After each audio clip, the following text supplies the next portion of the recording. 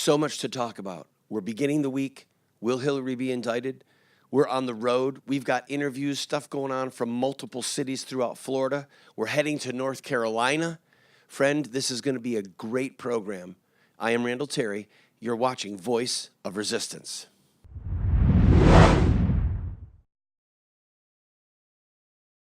We are just 1 week out from the election.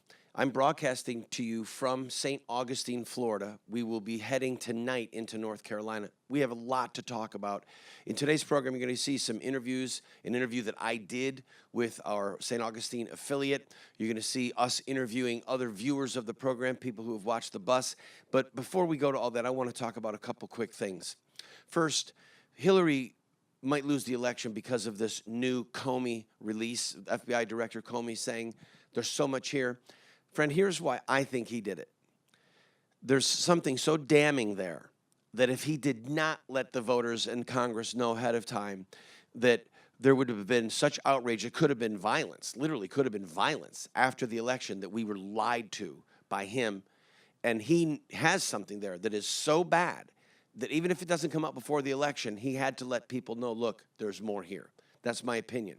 Harry Reid saying that this is a violation of the Hatch Act. Harry Reid is a liar, okay? He is to quote Mark Twain, he's a damn liar.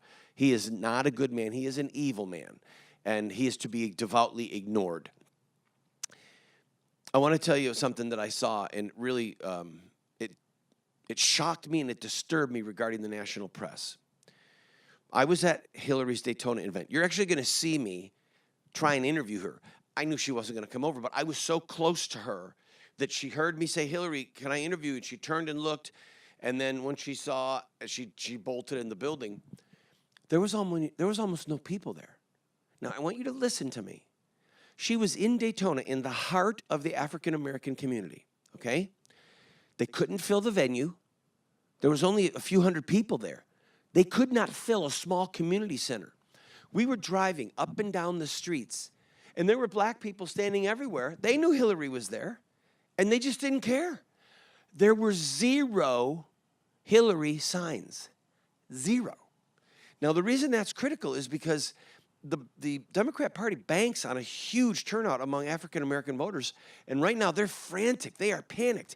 I listened to the whole speech, and it was like listening to somebody in a local race saying, we've got to get out the vote. We've got to bring your mom and your dad and your brothers and your sisters, and they're frantic.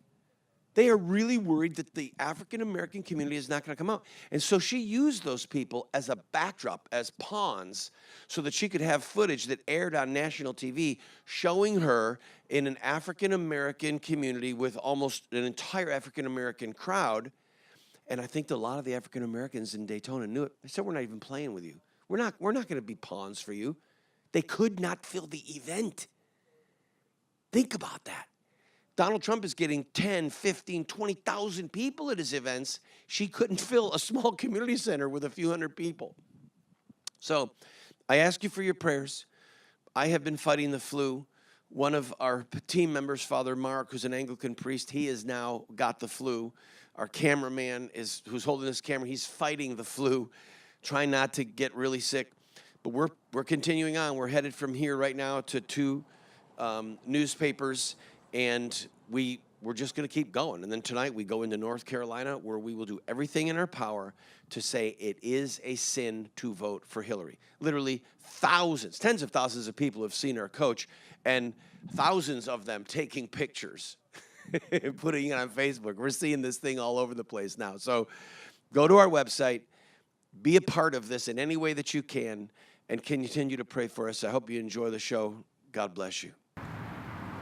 There's a lot of Christians that are, unfortunately, considering voting for Hillary.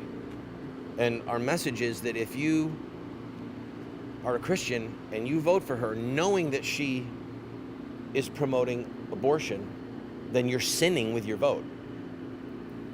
If someone says, hey, I need a ride to go to rob a bank and to shoot the teller so there's no witnesses, will you give me a ride?